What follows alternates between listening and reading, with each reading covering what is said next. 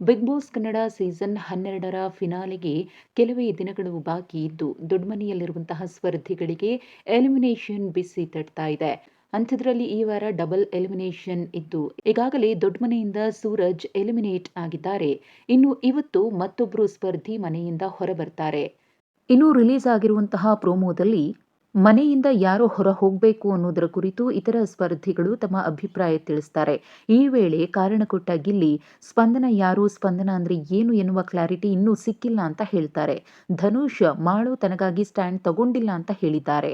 ಸ್ಪಂದನ ಮೊದಲಿನಿಂದಲೂ ಒಂದೇ ರೀತಿಯಾಗಿ ಇದ್ದಾರೆ, ಅವರಲ್ಲಿ ಯಾವುದೇ ರೀತಿಯ ವೇರಿಯೇಷನ್ಸ್ ಕಾಣಿಸ್ತಾ ಇಲ್ಲ, ಮನೆಗೂ ಕೂಡ ಅವರ ಕೊಡುಗೆ ಏನು ಇಲ್ಲ ಅಂತ ಹೇಳಿ ಕಾರಣವನ್ನ ಕೊಡೋ ಮೂಲಕ ಮನೆಯಿಂದ ಹೊರ ಹೋಗಬೇಕು ಅಂತ ಹೇಳಿದ್ದಾರೆ.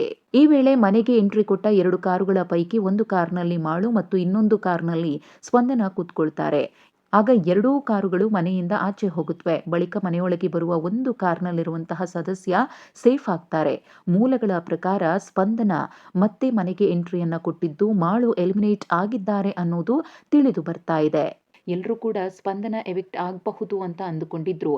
ಆದರೆ ಸ್ಪಂದನ ಈ ಬಾರಿಯೂ ಕೂಡ ಸೇಫ್ ಆಗಿದ್ದು ದೊಡ್ಡ ಮನೆಯಲ್ಲಿ ತಮ್ಮ ಆಟವನ್ನ ಮುಂದುವರಿಸಲಿದ್ದಾರೆ. ಆದರೆ ಕಳೆದ ಅನೇಕ ವಾರಗಳಿಂದಲೂ ಕೂಡ ಸ್ಪಂದನ ಸೋಮಣ್ಣ ಮನೆಯಿಂದ ಹೊರಬರಬೇಕು ಅಂತ ಹೇಳಿ ಹೆಚ್ಚು ಮಂದಿ ತಮ್ಮ ಅಭಿಪ್ರಾಯವನ್ನು ವ್ಯಕ್ತಪಡಿಸುತ್ತಿದ್ದಾರೆ.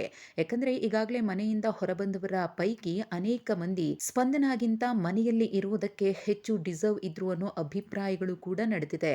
ಈ ನಡುವೆ ಈ ವಾರವೂ ಕೂಡ ಸ್ಪಂದನ ಸೇಫ್ ಆಗಿರೋದು ಹೊಸ ಚರ್ಚೆಯನ್ನ ಹುಟ್ಟುಹಾಕುತ್ತೆ ಅಂದ್ರೆ ನಿಜಕ್ಕೂ ಕೂಡ ತಪ್ಪಾಗ್ಲಿಕ್ಕಿಲ್ಲ.